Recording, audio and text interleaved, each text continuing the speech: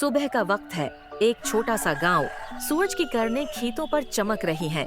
गरीब किसान रामू अपने खेत में काम कर रहा है। रामू थका हुआ हल चलाते हुए, अगर इस दफा फसल अच्छी हो गई तो घर का गुजारा आसानी से हो जाएगा। अचानक एक अजीब चमकदार रोशनी उसके सामने गिरती है। रामू पास जाकर देखता है तो एक बड़ा सुंदर अनार मट्टी में पड़ा है। रामू हैरान होकर, ये अनार इतना चमक क्यों रहा है? अजीब बात है, पहले कभी ऐसा नहीं देखा। वो अनार उठाता है, जैसे ही उसे हाथ लगाता है अंदर से सोने के छोटे छोटे दाने गिरने लगते हैं। अरे वाह, ये तो किसी चमत्कार से कम नहीं। अगर ये अनार हर दिन सोना दे सकता है तो अब मुझे कभी भूखा नहीं रहना पड़ेगा। वो घर जाता है और अपनी बीवी को ये बात बताता है। बीवी खुशी से, ये तो खुदा की देन लगती है, मगर हमें बात का शोर नहीं मचाना चाहिए, वरना लोग लालच में इसे चुरा भी सकते हैं। रामू, बिल्कुल सही कह रही हो, ये सिर्फ हमारी गरीबी दूर करने के लिए है, हमें किसी को नहीं बताना चाहिए। गांव का अमीर और लालची सेठ रामू को नए नए कपड़े पहने और मजीद खेती करता देखता है। सेठ चालाक अंदाज में, ये गरीब किसान इतनी जल्दी अमीर कैसे बन गया? जरूर कोई बड़ी बात है, मुझे पता लगाना पड़ेगा।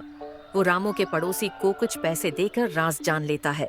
सेठ हैरान होकर, तो ये बात है, एक अनार जो सोना बरसता है, अगर ये मेरे पास होता तो मैं दुनिया का सबसे अमीर आदमी बन जाता। रात के अंधेरे में सेठ रामू के घर जाकर वो अनार चुरा लेता है। सेठ खुद से बात करते हुए, अब ये सिर्फ मेरा है, कल से मैं सोना ही सोना कमाऊंगा। लेकिन जैसे ही वो अनार तोड़ता है, अंदर से सोना निकलने के बजाय उसमें से काला धुआं निकलने लगता है। अचानक एक आवाज आती है, जादुई आवाज, लालच का अंजाम सिर्फ तबाही है। तुमने ईमानदारी का फल चुराने की कोशिश की है, अब तुम्हारा अंजाम देखो। सेठ का हाथ सोने के बदले पत्थर का हो जाता है। वो चीखता है, लेकिन कुछ नहीं हो सकता। वो अनार वापस रामू के घर रख कर भाग जाता है। सुबह होती है। रामू देखकर हैरान होता है कि अनार फिर वापस आ गया है। सेठ, अल्लाह ने तुम्हें ईमानदारी का इनाम दिया है, देखो लालच का अंजाम बुरा होता है। रामू मुस्कुराता है, हाँ, हमेशा ईमानदारी से जीना चाहिए। ये अनार हमारी मेहनत का इनाम है और हम इससे सिर्फ जरूरत के लिए इस्तेमाल करेंगे।